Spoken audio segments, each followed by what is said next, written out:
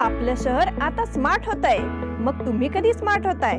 Smart न्यूजचे YouTube channel subscribe करा, smart बना। नोटिफिकेशनसाठी bell आयकॉनवर क्लिक करा।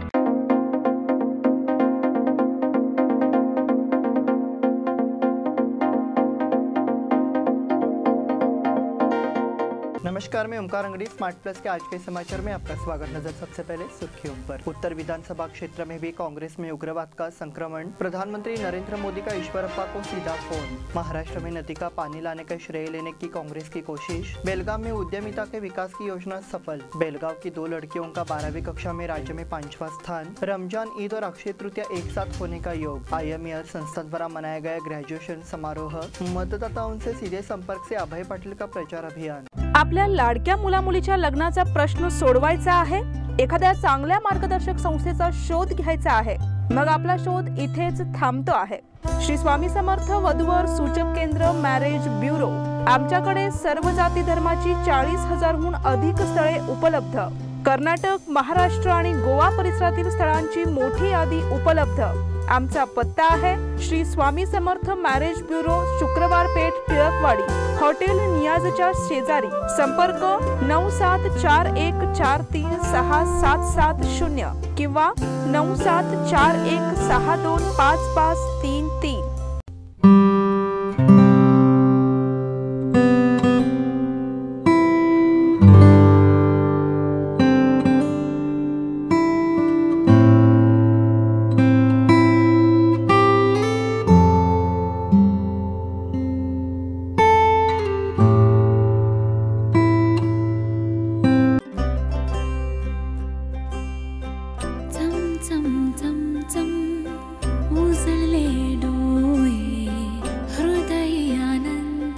BS Channabasappa and Sons, The Textile Mall at Tilakwadi, Belagavi.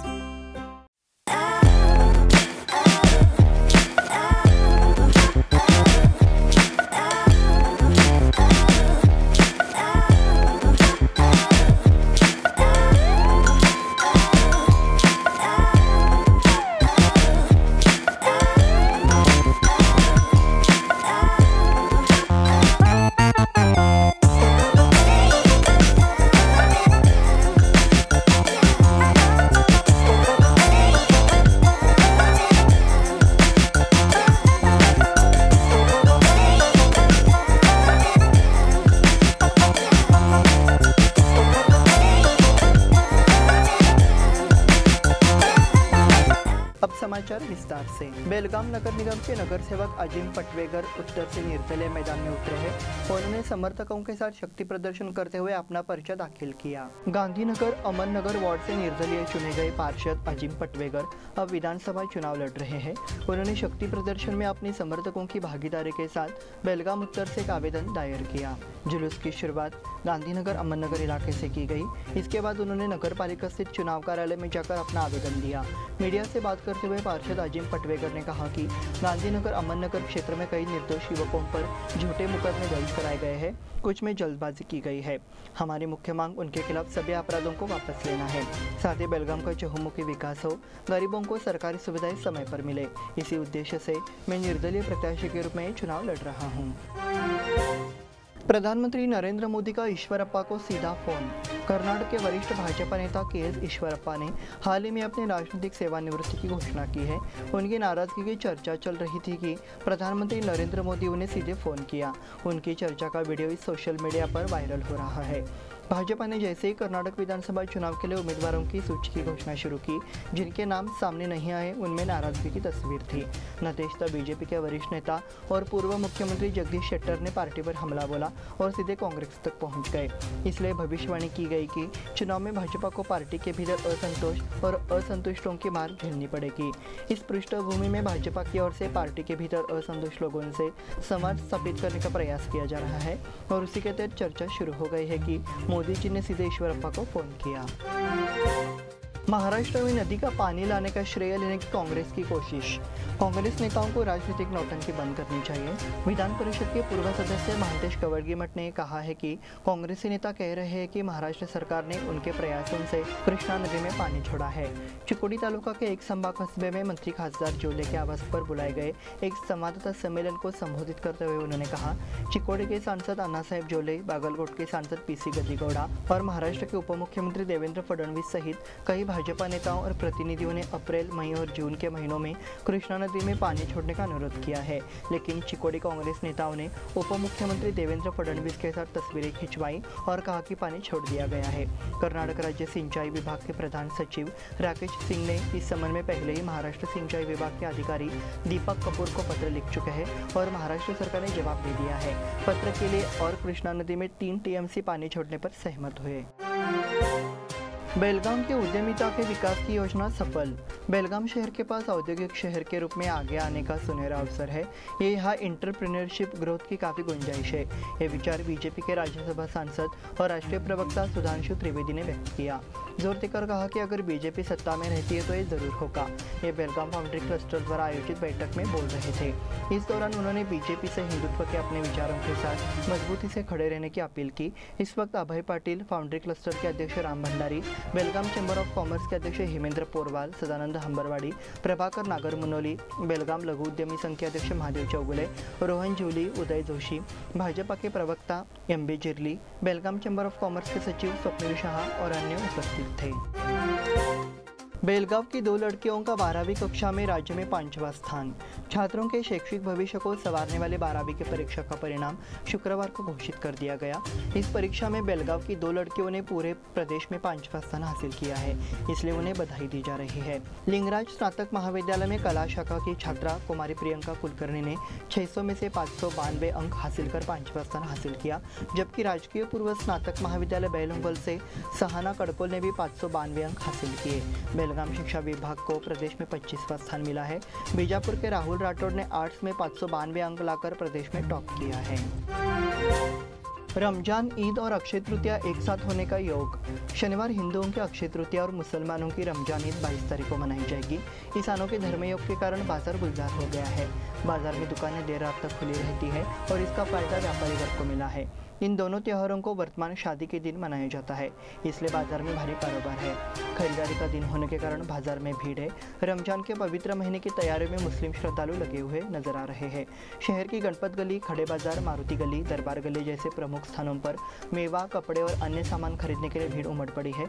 यहाँ दर्जियों की दुकानों के बाहर हाउसफुल के बोर्ड लगा दिए गए हैं, इसलिए अधिकांश नागरिक रेडीमेड कपड़े खरीदना पसंद करते हैं। रमजान ईद नजदीक आते ही लोगों ने खरीदारी शुरू कर दी है। IMER संस्थान द्वारा मनाया गया ग्रेजुएशन समारोह। यहाँ कर्नाटक लॉ सोसाइटी द्वारा संचालित IMER के छात्रों का दीक्षांत समारोह शुक्रवार को आयोजित किया गया। इस कार्यक्रम में छात्रों को उनकी शैक्षिक प्रगति के लिए उपाधि प्रदान की गई। इस कार्यक्रम के अतिथि के रूप में विचारक प्रोफेसर एस सदागोपन उपस्थित थे। उन्होंने विद्यार्थियों को मार्गदर्शन किया। छात्रों को चाहिए कि वे अपनी शिक्षा का उपयोग अपने स्थानीय क्षेत्र की उन्नति के लिए करें। उन्होंने निर्देशित किया कि छोटे शहरों का भी विकास किया जा सकता है।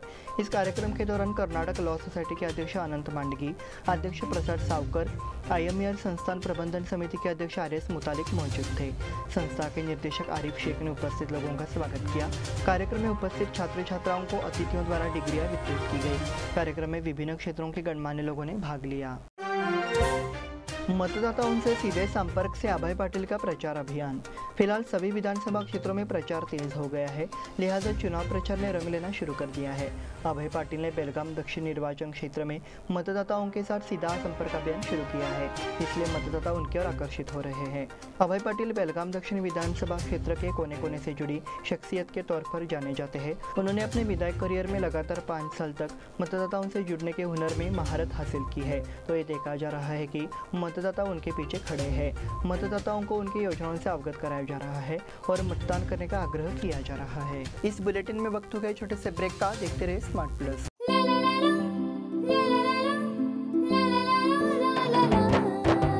जले दीप अंगना में होगी रोशन दुनिया, पलकों तले छा जाए चांद तारों का साया। रंगोली में खिले रंग खुशियों की भी तरानी,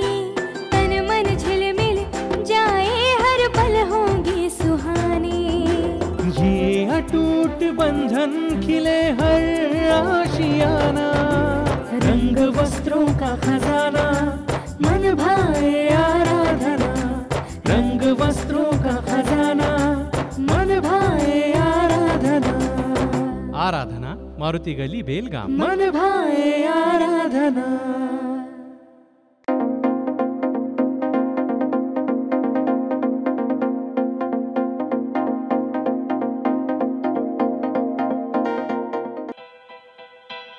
बेलगाम वासियों के पसंद में उतरा उड़ान बार एंड रेस्टोरेंट।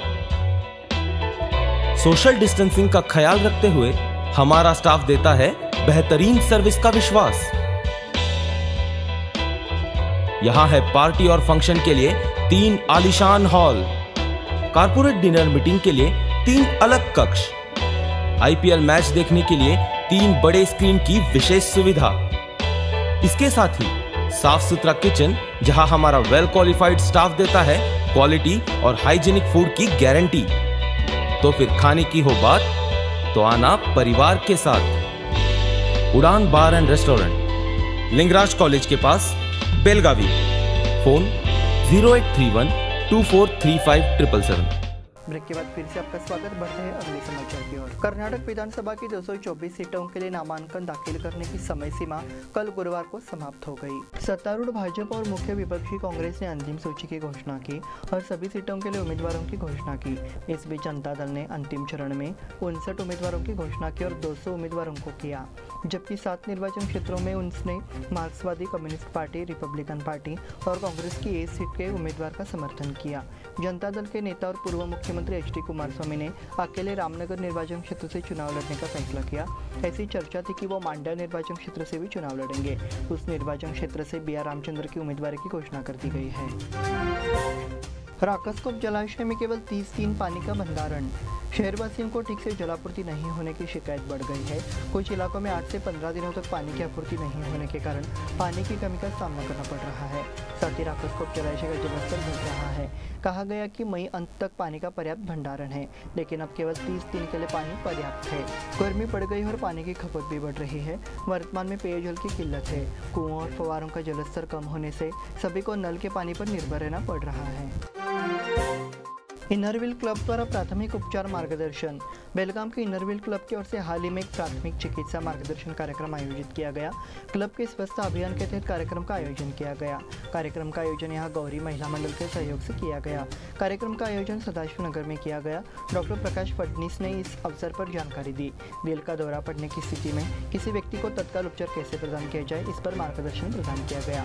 इस मौके पर क्लब के सदस्य और गणमान्य लोग मौजूद रहे। कर्नाटक के नतीजों के बाद महाराष्ट्र में राजनीतिक घटनाक्रम के संकेत। महाराष्ट्र में 4 दिनों तक राजनीतिक उठापटक के आसार थे। ऐसी अटकलें थी कि राकांपा नेता अजित पवार 40 विधायकों के साथ भाजपा में शामिल हो सकते हैं, लेकिन अजित पवार द्वारा राकांपा के साथ रहने का आश्वासन देने के बाद दल बदल का तूफान थम गया है। हालांकि कर्नाटक के नतीजे के बाद एक और उथल पुथल की आशंका है। खबर है कि अगर कर्नाटक का नतीजा बीजेपी के पक्ष में जाता है तो अजित पवार को बीजेपी में लाने का आंदोलन तेज होगा। मराठा आरक्षण पुनर्विचार याचिका खारिज। राज्य सरकार द्वारा किए गए मराठा आरक्षण के मुद्दे पर सुप्रीम कोर्ट ने गुरुवार को पुनर्विचार याचिका खारिज कर दी।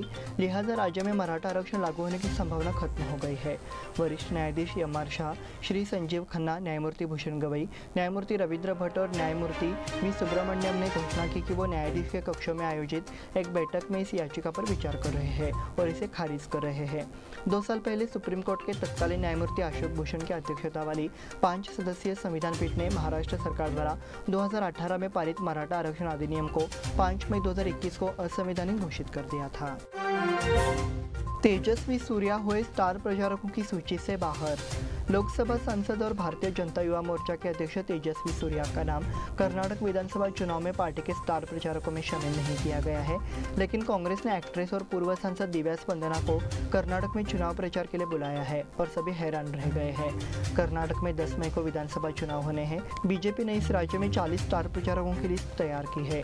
बीजेपी महासचिव BL सांसद तेजस्वी सूर्या, जो संतोष के करीबी है, प्रचारकों की सूची में उनका नाम नहीं होने से राजनीतिक पर्यवेक्षकों की मुहिम बन गई है।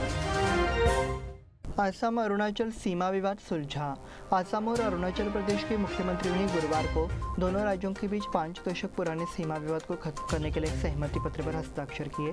पूर्ण असम के मुख्यमंत्री हेमंत बिस्वा शर्मा और अरुणाचल प्रदेश के मुख्यमंत्री पेमा खांडू ने गृह मंत्री अमित शाह की मध्यस्थता से विवाद को सफलतापूर्वक सुलझा लिया।